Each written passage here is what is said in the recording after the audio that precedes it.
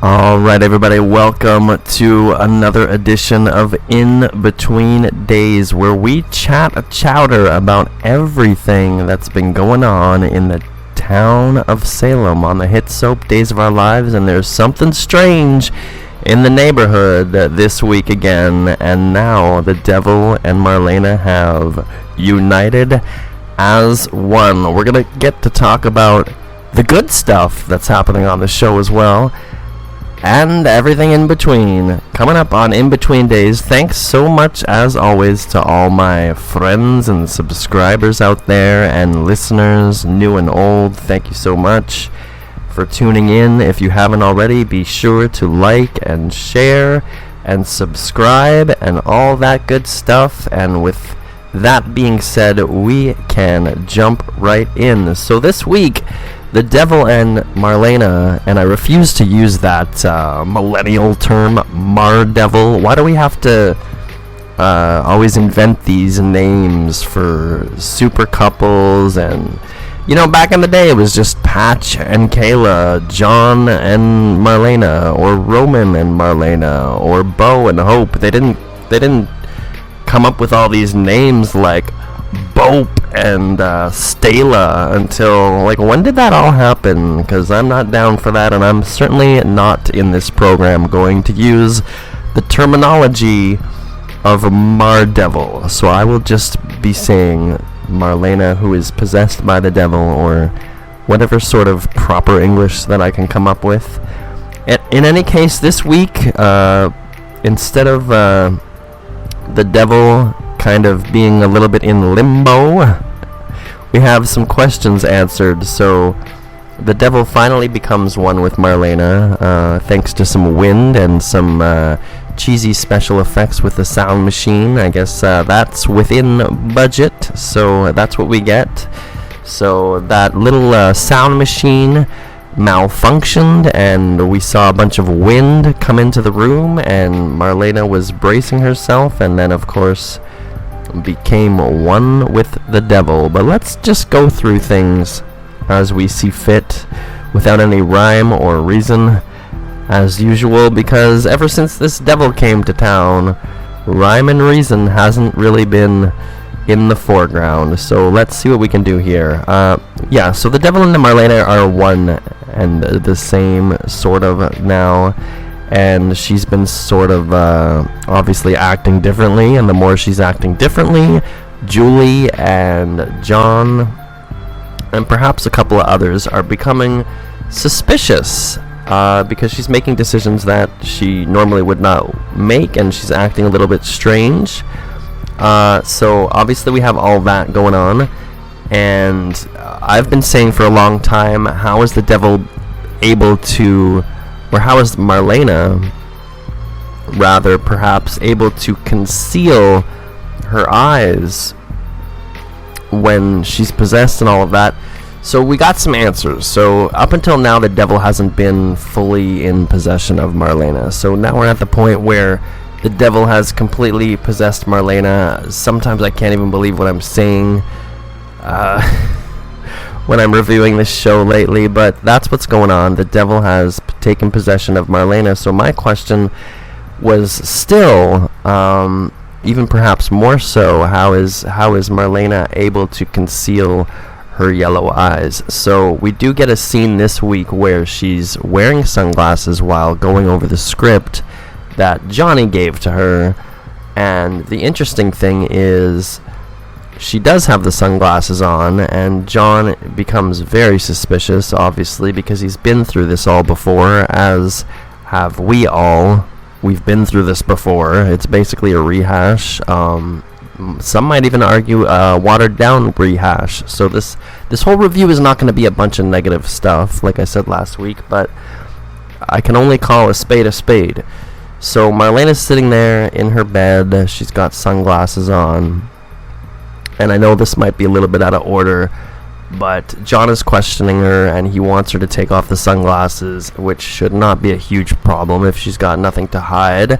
And she does act, Marlena that is, does act a little bit defensive, and doesn't feel like she should be accused of being possessed by the devil and all this stuff.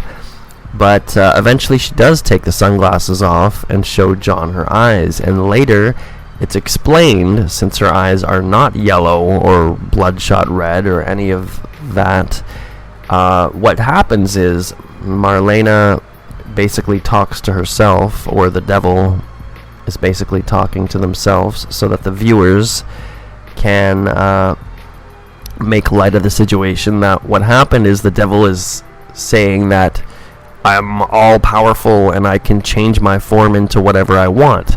Now that part is sort of consistent with the storyline 25 years ago, because the devil was able to turn into Kristen, the devil was able to turn into a panther, you know. So I can accept that, except for the fact that 25 years ago the devil was unable to conceal his eyes and had to wear contacts that Celeste had to come and provide to the devil after the devil threatened Celeste. And Celeste basically had no choice but to comply. Now, this time, Marlena could have easily, or the devil really rather. I see why people say Mar-Devil, but I can't bring myself to do it. So, Marlena, being possessed by the devil, could quite have easily acquired some contact lenses again. It wouldn't have been difficult to write it in that way, or explain it some other way, but I just thought that was kind of inconsistent, and sometimes I wonder if the writers are familiar enough with what has happened to keep it consistent with now.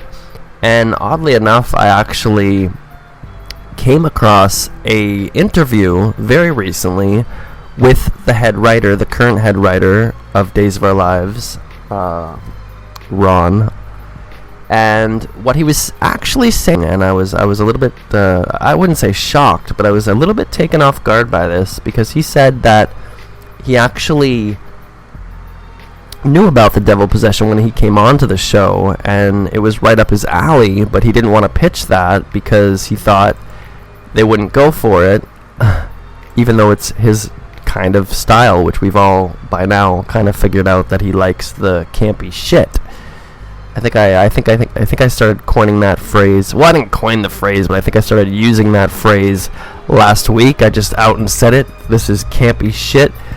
So, in any case, he was saying that he didn't really want to pitch another devil storyline, but he thought it was, right up his alley. So, lo and behold, when he was approached to kind of do this revisitation of the devil storyline for whatever reason, I guess they thought it would be a good idea, he actually went to YouTube, where there's an entire well-edited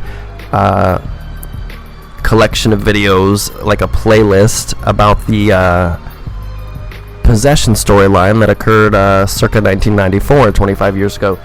And he obviously, according to himself in this interview, went through that and watched most of it and became familiar with it. So it's just funny to me that a lot of viewers would have a better take on this entire thing, you could argue, than some of the head writers. And I know they've got staff on there for continuity, and staff on there, writing staff on the show that know the show up and down, or I would think so, and I believe that many of them do. But there's a lot of things, and not just about this in storyline in particular, but there's a lot of things that sometimes are a little bit inconsistent, and they forget things, and it's kind of like, but I'll stay on course, and that's just a little bit, that's the one thing, well, not the one thing, but that's a thing that kind of irked me this week. I wasn't really down for that explanation. All of a sudden, the devil doesn't have to wear sunglasses, and 25 years ago the devil did, so, I mean, has technology for the devil, I just, if nothing else, if we've got to go through this campy rehash of a storyline, at least keep it consistent with the original storyline that inspired the entire thing in the first place. So I didn't like that, but there's a lot of things that we're going to have to just accept if we're going to continue to watch the show, and we're going to have to hope for the best. So I think this devil thing, this whole devil storyline, would have actually been a lot of fun if it started around the same time that it did start, perhaps a little tiny bit later on, and if it went through Halloween and wrapped up, say, October 31st, November 1st, I don't think I would have much of a problem with that. It would have been like a fun throwback, and we all could have kind of, had a nostalgic, fun look at the devil without it running for 6 months, and it could have been more of a fun October thing to not take too seriously, and also keep it kind of more isolated from everything else going on the show, because some of the other things going on the show are already and may be affected in a really negative way because we've got this umbrella storyline happening with the devil, and for lack of a better term, it's going to potentially start to infect everything else going on the show. But there are other things going on the show, thankfully. So, for instance, we've got the whole Chloe and Philip and I was about to say Lucas, but it's really Chloe, Philip, and Brady. And we've got that dynamic going on. As I said last week, that's kind of a rehash. They're not in high school anymore, but they're acting like they are. And I'm really not invested in those characters because... Well, it's not that I'm invested in those characters. I should take that back. I'm invested in those characters. I'm not invested in what's going on with those characters. I like Brady. I like Chloe. I don't have a problem with Philip, who's obviously a legacy character at this point as well, and it's good to see another Kyriakis on the screen. But what they're doing with them is basically just a rehash. They've got a new tree that's like their old tree, and I will give props for the fact that they are using flashbacks more often of things, and I like when they use flashbacks. I like that a lot. And speaking of flashbacks, we're going to get to something huge closer probably to the end of this chat when we're talking about flashbacks. But for now, I just want to say that that's another example where they're rehashing stuff instead of coming up with new ideas. So I ask the writing team, where are your new ideas? Why is there so much rehashing of what most of us... It doesn't even matter if we've seen it or not, because if you're a newer fan of Days and you want to go back and look at the history of some of these characters, especially in this day and age, number one, you can look it up on YouTube and have all the fun you want watching on that. And number two, they have this Peacock thing now, so it's time to put old episodes on there and monetize all this old footage you have. You've got 50 plus years of footage. Stick it up there and start monetizing it. Maybe you'll bring in some more money for the show. Call me crazy, I don't know.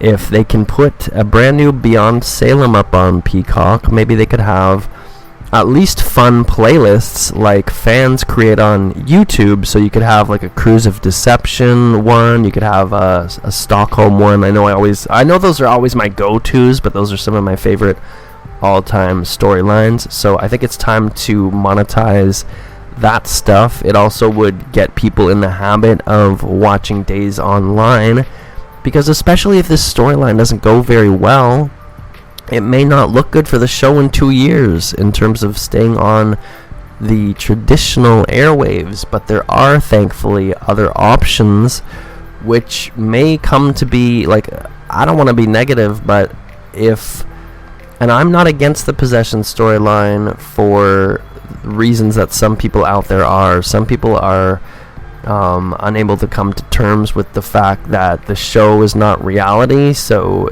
they are beyond offended that there's even a devil on the show, and they think it's sacrilegious, but yet they will watch all sort of sacrilegious stuff that happens on the show, like affairs and murders and rapes and whatever else. So it's kind of we've got...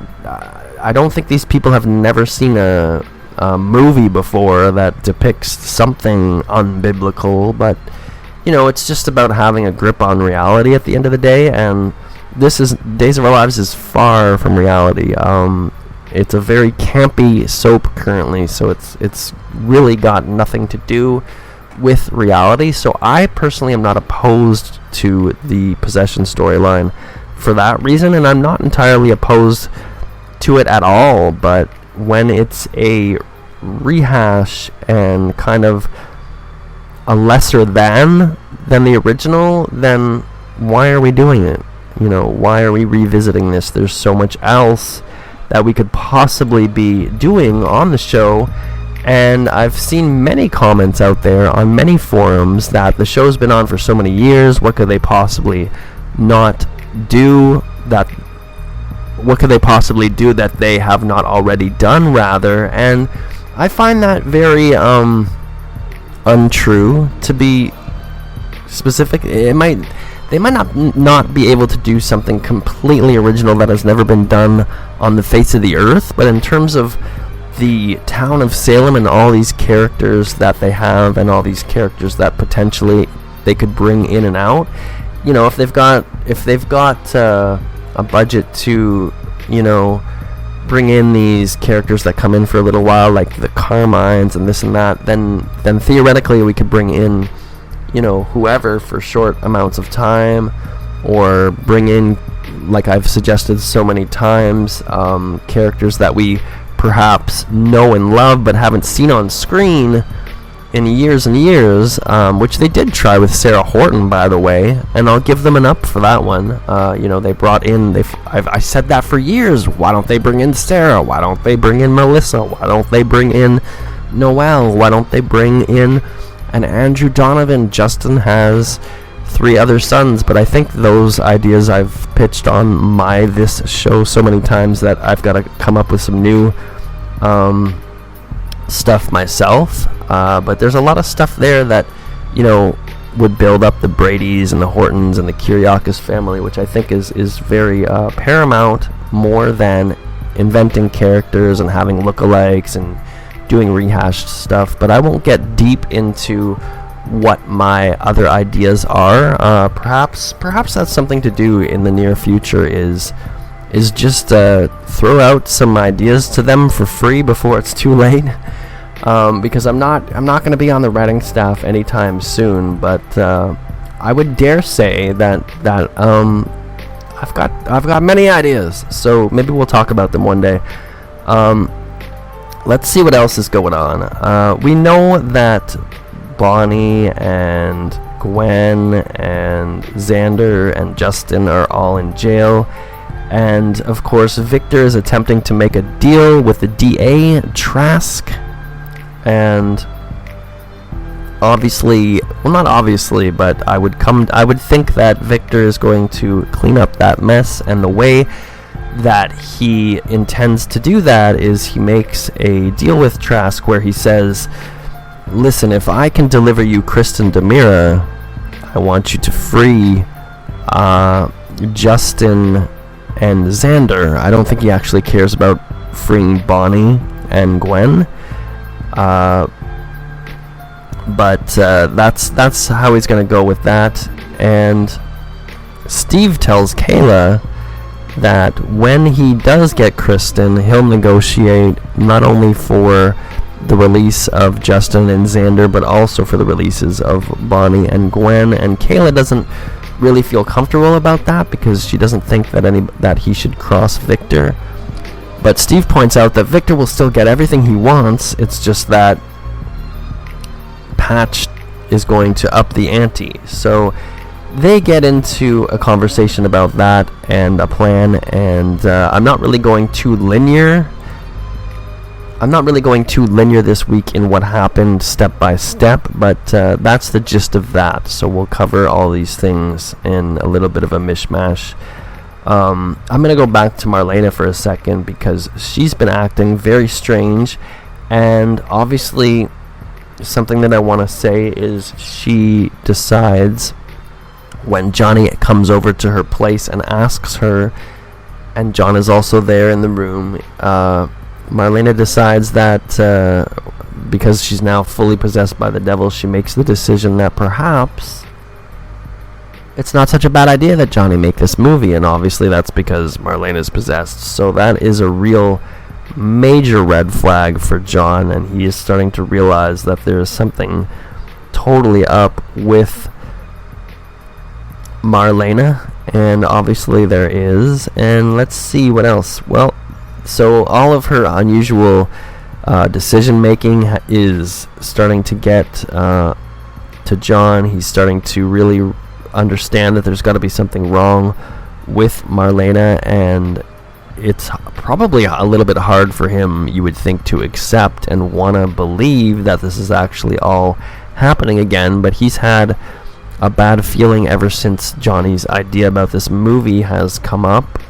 So there's all of that. We still don't know how the devil was able to possess Doug in the beginning, but I guess we're all just supposed to assume and accept that Doug was, he's getting up there in age, obviously, and perhaps that makes him susceptible, but they didn't really do much of a job explaining that at all.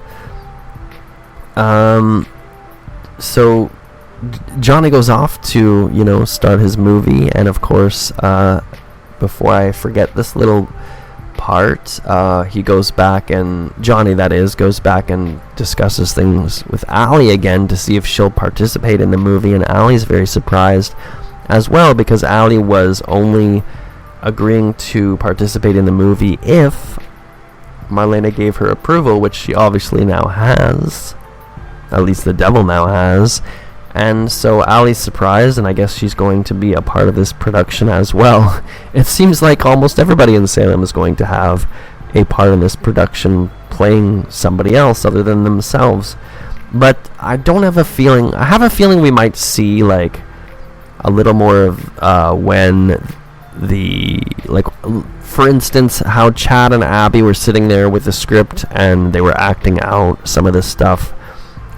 They were playing John and Marlena in a scene. I think we might see a little bit more of that before everything is like completely over, but I don't think we'll obviously see this movie actually being made or anything like that. So that's it. And also there was Kate and Lucas offering some advice to Philip about his love life, but I'm not really going to get into too much of that because I don't really think anybody's very invested in all of that. It's kind of a case of, okay, we've seen all this before, and do we want Chloe with Philip? Do we want Chloe with Brady? Back and forth. And honestly, if you ask me, I don't want to see any of them with any of them.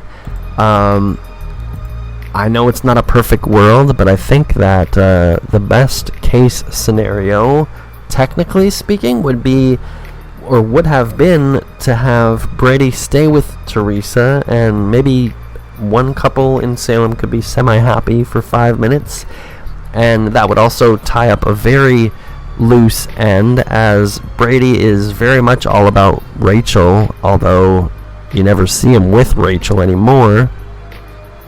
But what about Tate? So I have these, they can't make everything perfect, but they could say from time to time something. Brady could say in a scene from time to time at least something to the effect of, oh, Tate's in town for the weekend or for the week. I don't get to see him that much, but he's going to be staying with me. Something, because the idea of Brady never seeing Tate, or have Brady go out of town for 5 minutes to see Tate. But there's just something really strange about all that doesn't sit well. And you can't do everything perfect when people are off screen, and I understand that. It's much like the Hope situation, for example, not to get off into the weeds on something completely not having anything to do with this week. But Hope being away after Sierra's back and all the stuff that her and Ben have gone through, and now the fact that Doug is in trouble as well, of course Hope would be back by now, but that's not really an option without recasting her. So it becomes kind of difficult to either have Hope or a new Hope, or you have to explain it away, and I know that they have to kind of work with what they have in terms of what actors are available and what budget is available, but it still gets a little bit messy at times for things like that. Let's see what else we have to talk about. We do have more to talk about when it comes to Gwen, because obviously Gwen has explained herself to Jack and left out some of the details, and she also told one big lie that she used to be a sex worker. And of course, a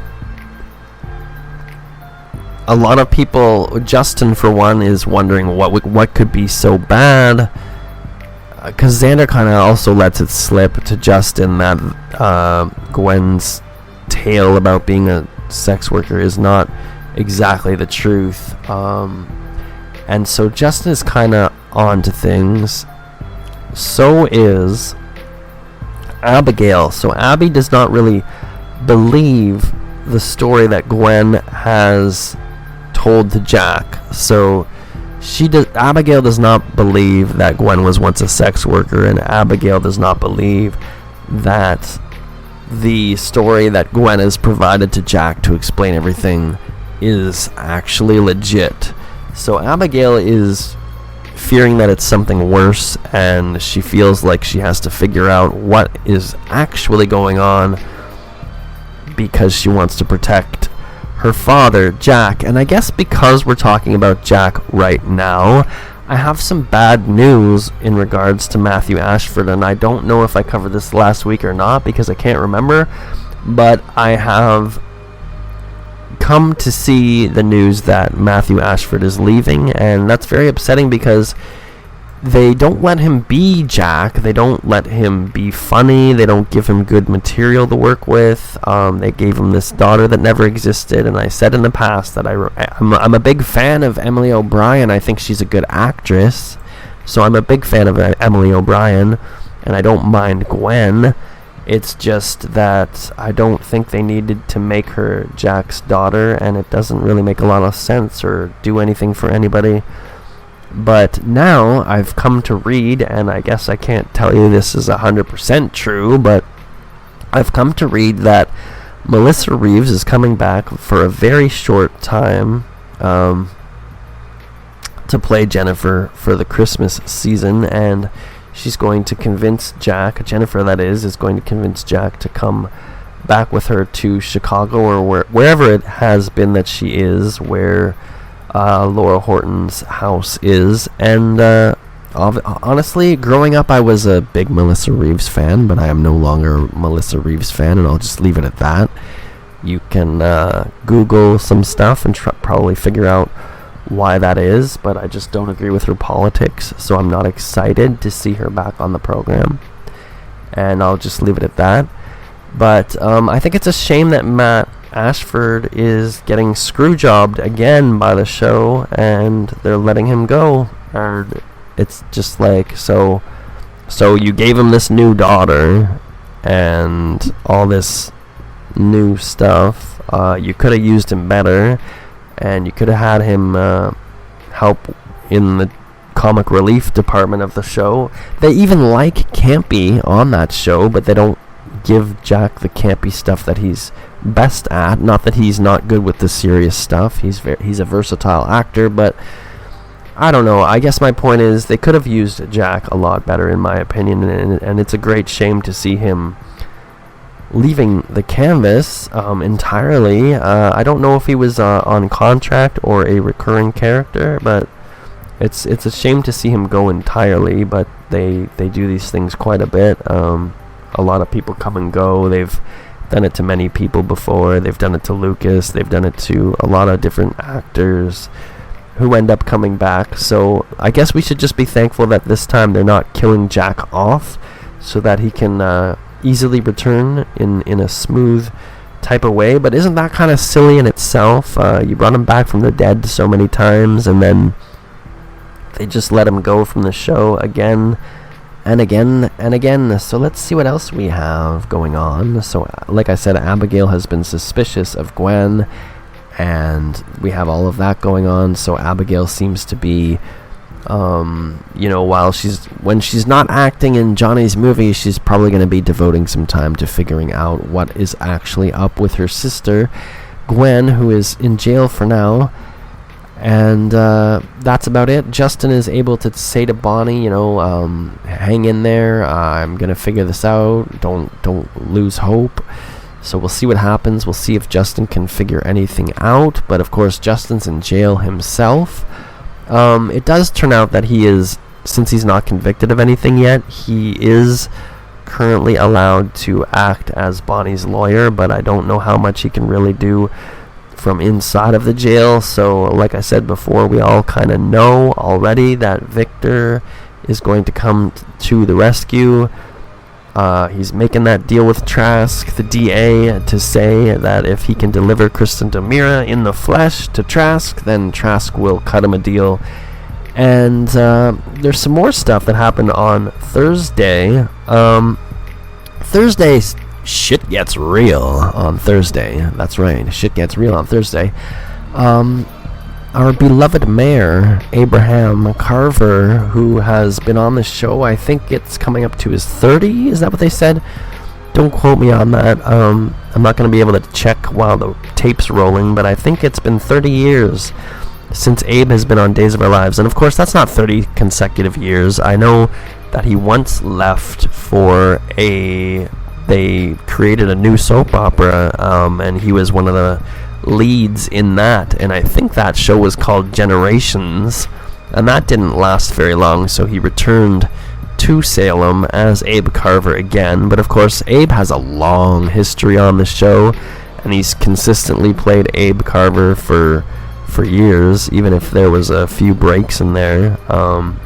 Abe is definitely a mainstay on the show, and he is shot on Thursday. And without spoiling anything too much for those of you not into the spoilers, I will say that part of the reason he was shot on Thursday is because he's going to get a very special episode on Monday, so I'm very much looking forward to that. And maybe there won't be any Marlena and the Devil stuff on Monday's episode, so we can just have a break from that and enjoy a very nice retrospective look at Abraham Carver in Salem. So I'm hoping for a lot of flashbacks and cool stuff with that, and I know that some flashbacks will be provided, which they're doing. They seem to be doing more flashbacks more often lately, and I don't know why you wouldn't do that.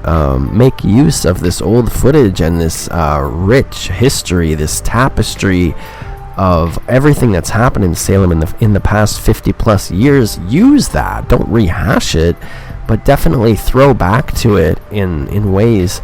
Now, I know with the budget that the old stuff may have to be digitized from analog. I'm not sure how all that's done, but I know there's a cost in using old footage. But I think if that is as much as possible in the right places, I think that is really, really great when they use the old footage, and especially when they have the same actors playing the same people. It's really awesome to utilize that. And even if I don't like the stuff going on with Philip and Chloe and Brady, when they show flashbacks of even Philip and Chloe, and even that storyline's boring, but when you show a flashback of 20 years ago, I think that really adds something to the current show. And just, anytime they kind of do a throwback to some of that stuff, it's great. I posted a picture on Facebook a little bit randomly in one of the groups of the Brady Fish Market, and I was like, look at this picture of the good old days, and it was a picture of Steve and Kayla in the fish market, and a lot of people commented, oh, those were the good old days, that the show was great back then, and all of that, and stuff like that. And I also got a comment from someone who I guess maybe started watching Days of Our Lives after 1992 and was like, wow, that's been the Brady pub ever since I've been watching the show. And so, you can actually reveal some of the show's older history and deeper history to some of these newer viewers and show them some stuff. I don't think the Devil Possession would be my first choice of kind of showing these new viewers the history of the show, but imagine some flashbacks to the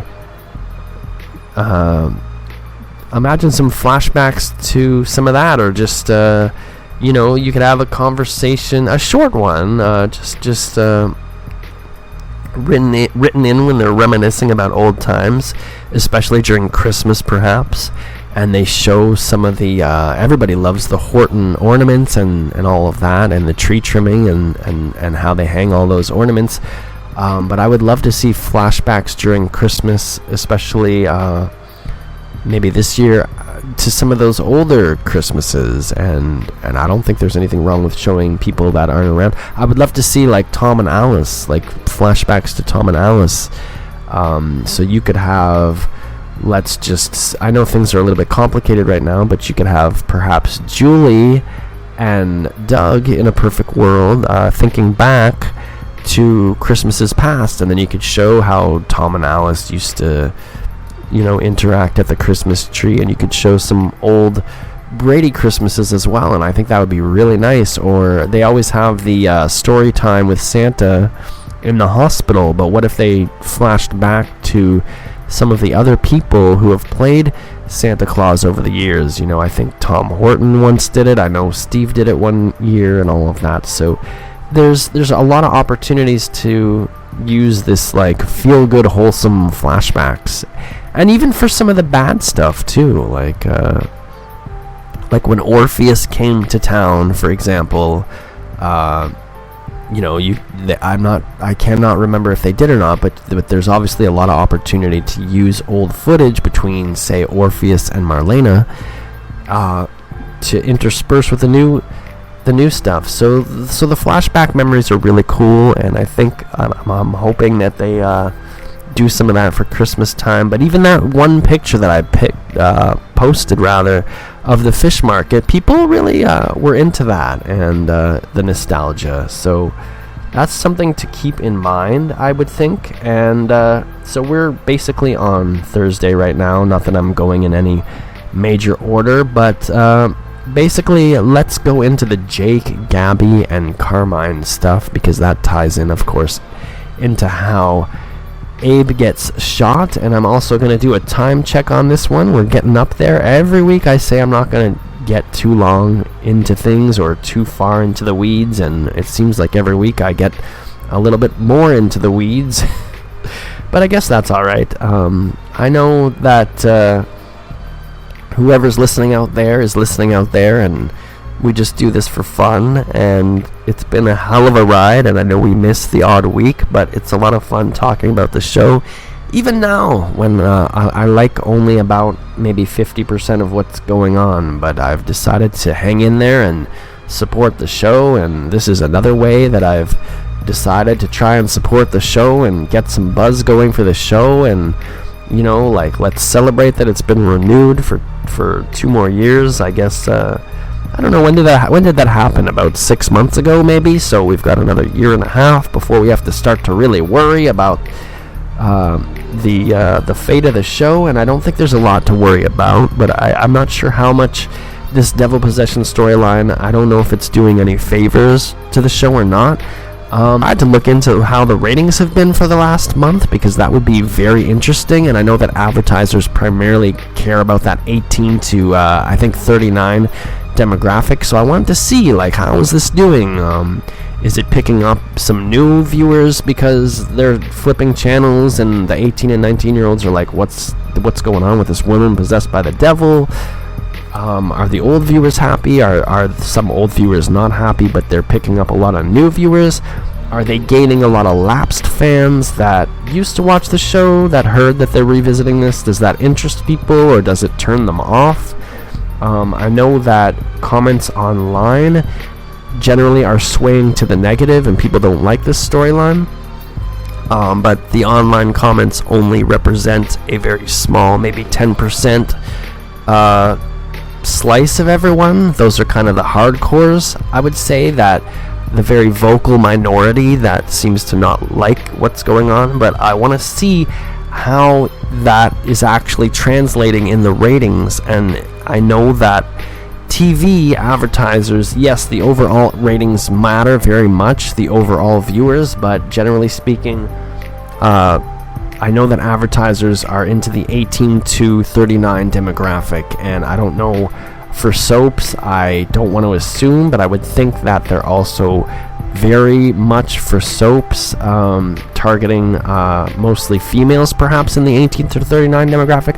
Why that is, I'm not a TV executive and I'm not an advertising expert, but I know from just following certain things and certain shows in general that seems to be what they're after. So 18 to 39 demographic or not, I would like to see how they're doing in that and how they're doing overall, and just whether or not the viewership has been on the uptake or if there's been a big drop off, because I know a lot of people online are announcing the fact that they're not watching anymore and they're just outraged and or aren't interested in this storyline, but a lot of those people are probably hate watching anyways and just not admitting it.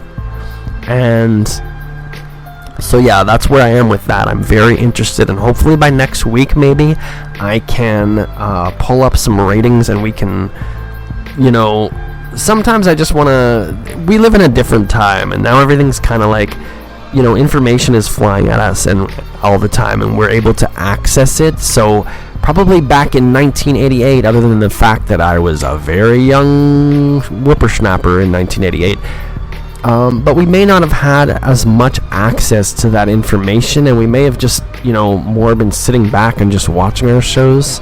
Not that people didn't still complain. And I've heard that before. How did you people complain before the internet? Well, I guess you wrote a letter into Soap Opera Digest, or you called up your cousin Betty on the phone and said, "This show is ridiculous this week." I don't know. But I know I've gotten a little bit long-winded now, but that's okay. It's my show. I can get as long-winded as I want. If the wind can blow into any room in Salem, then I can get a little long-winded when I feel like it on this, and hopefully you haven't all tuned out by now. But I mean, that's what's going to be really a big important factor in all of this is last time, like it or not, and I wasn't a huge fan of the original Devil Possession storyline, especially at the time.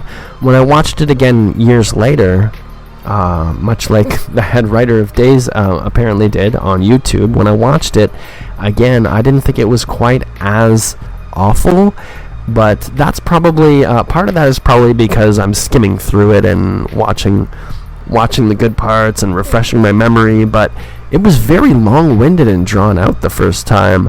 However, that said, it was a ratings success the first time around, and so that is what's going to really be telling is if this is a 6-month storyline, because I heard it goes well into Christmas and may not even end at Christmas, although I suspect it might end in like late December around Christmas time or very early January. That is what I suspect. We'll have to see. We'll have to see if it's a ratings success or if a lot of these fans in the vocal minority online are a vocal minority or not. Maybe they're not. Maybe the majority of fans don't like it, and that will hurt the show. And I don't think anybody wants the show to be hurt or the ratings to go down, but I think a lot of us think perhaps they could have come up with something better. Anyways, let's get back to Jake and Gabby and Carmine. So we know that Jake invited this ex, or maybe he's still a mobster. Jake is an ex-mobster for the Vitale family, but to recap, last week, or even maybe the week before, Phil found some information on Jake. He approached Gabby with it. He told Gabby that he discovered that Jake used to be a hitman and was responsible for murdering this dude, but in fact it was actually Carmine, at least according to Jake, who was responsible for murdering this person. Jake invites Carmine to Salem and he wants to hash things out with him, and Carmine isn't really going for any of that, so Jake pulls out a gun that he brought with him just to scare Carmine, but Carmine grabs that gun and points it at Jake, and Abe being in the wrong place at the wrong time, Mayor Abraham Carver arrives on the scene and says, just what the heck is going on here? And Carmine shoots Abe in the chest, and Abe goes down. Carmine takes off and ends up running into Gabby briefly, but he takes off yet again, and the gun is, of course, dropped by Carmine and left right there. The gun belongs to Jake and will have Jake's fingerprints on it. However, it will also have Carmine's fingerprints on the gun. So I would expect that Jake is going to be a little bit railroaded here, because not only is Carmine willing to testify that it was Jake that murdered the first person, but Carmine is probably going to claim something to the effect that Jake was the one responsible for shooting the mayor, and it was Jake's gun, and his fingerprints will be on the gun as well. And when Rafe and company arrive at the scene, they see Jake over Abe's body, and Jake is legitimately trying to tell Abe to hang in there. But of course the police tell him to get away from the body, and they arrest Jake, and Jake ends up in jail. I don't know a lot of people are being held in the Salem jail right now, so it's going to get a little bit crowded in there soon. But Jake gets his one phone call. He calls Gabby, and I guess Gabby will run to his aid and perhaps get him a lawyer, but who is that going to be? Victor's going to have to get out of jail real fast. Or, sorry, not Victor. Victor's going to have to help everybody get out of jail real fast, because a lot of the lawyers are in jail. So let's just run through things. EJ is a lawyer, but obviously he's not going to be Jake's lawyer. So that leaves us with Belle or some random lawyer that maybe they'll come up with. We'll have to wait and see. Not too many lawyers right now in Salem that I can think of. Not too many really doctors, lawyers, or anything. Everybody's like a CEO of the week, battling over the CEO position, and obviously I'm not a big fan of that. So now we get to Friday, and I'm going to try to make this as short and sweet as possible, because I haven't really done many time checks, but this might be the longest one ever. I don't know, I say that every week too, but we're getting into really long territory. I think we're at the 47-minute mark. Maybe I shouldn't tell you guys that, because you're going to be like, I've been listening to this guy for 47 minutes. Anyway, if you are still listening, to just wrap up on Friday, Abe basically flatlines. It seems like he's going to go into that typical Salem almost dead kind of routine where he visits not heaven, but kind of, sometimes they go in limbo. I think most recently it happened with Marlena, if I'm not mistaken, and she started seeing Tony and Andre when she was almost dead.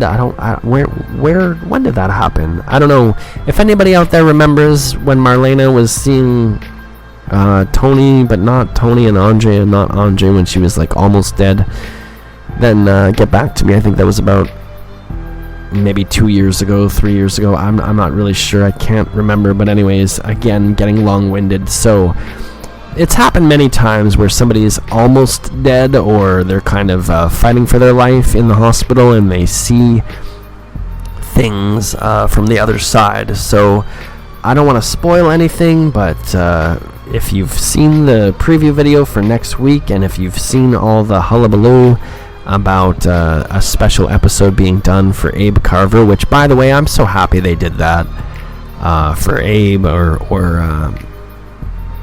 the actor who plays Abe. Why can't I think of his name right now? James Reynolds, I think is his name.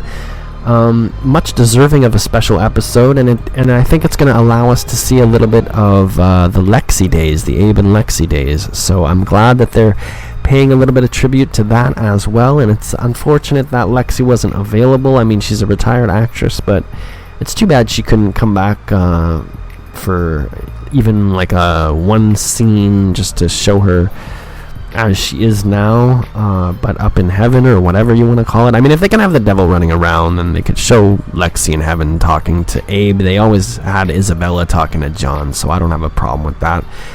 If you want to talk to ghosts at this point, what's the problem with that? But anyhow, so Abe is getting his special episode. He's going to be fighting for his life in the hospital. He's going to almost flatline, and he's going to basically see the other side. And speculation is abroad on the internet, and a lot of people are assuming that it's going to be Lexi that tells Abe that it is not his time and he needs to go back and be with the ones that he loves. Of course, the ones that he loves, one of the ones that he loves, Paulina, is keeping a deep, dark secret that Marlena also knows. Therefore, the devil also knows it. Or does the devil just know everything? I don't know. I guess we'll find out next week. I'm really looking forward to Monday's episode, which is going to mostly, I think, focus on Abe and his fighting for his life after being shot.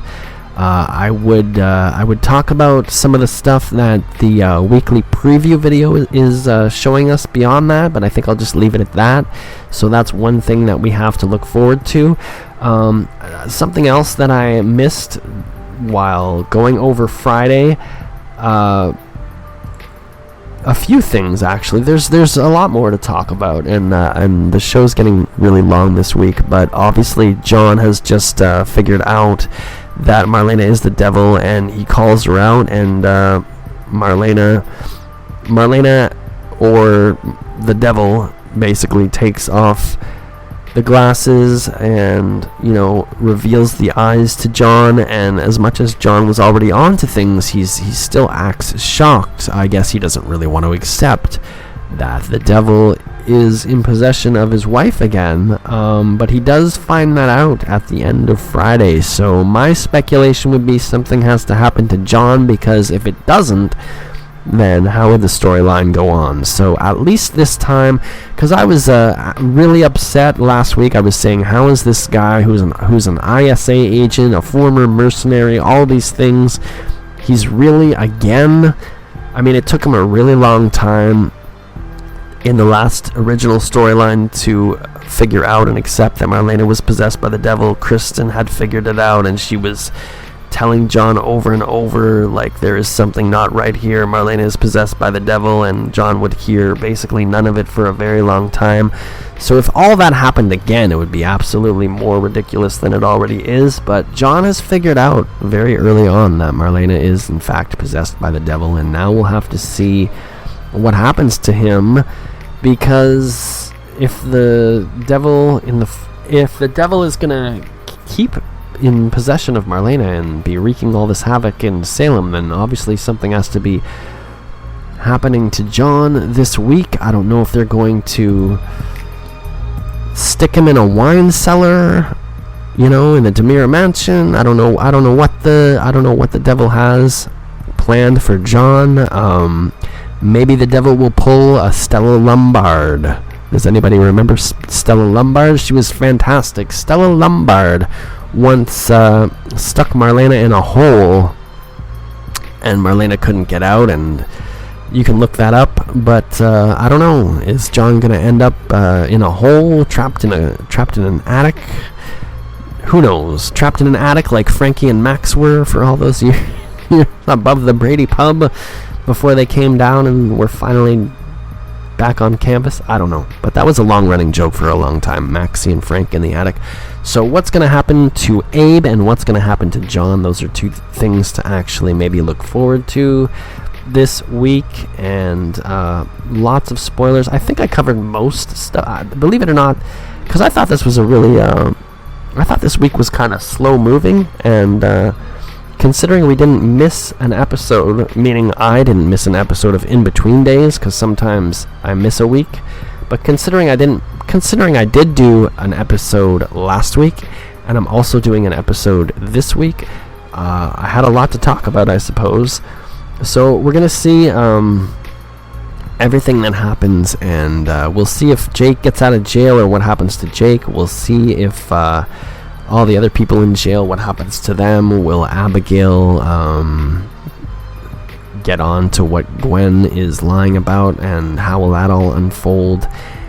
And with all that said, I will see you next time. Do I have to say Happy Halloween to everybody, or do we have another week? I'm not sure. I don't think we do.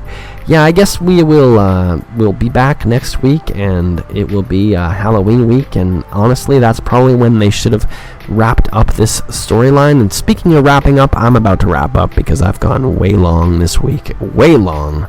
So I hope you enjoy the extra content. We'll be back next week for Halloween week, and I think that's when they should have wrapped up the story, probably on Monday, November 1st. This whole storyline should have been wrapped up, but that's not going to happen. I didn't talk anything about Ben and Sierra, but Ben and Sierra basically making love every day and making babies, and you know, what can I say about this baby making still going on in the world? Anyway, let's wrap it up with that. And I will see you next time. I can't believe it's been an hour. That's what she said. Good night, everyone.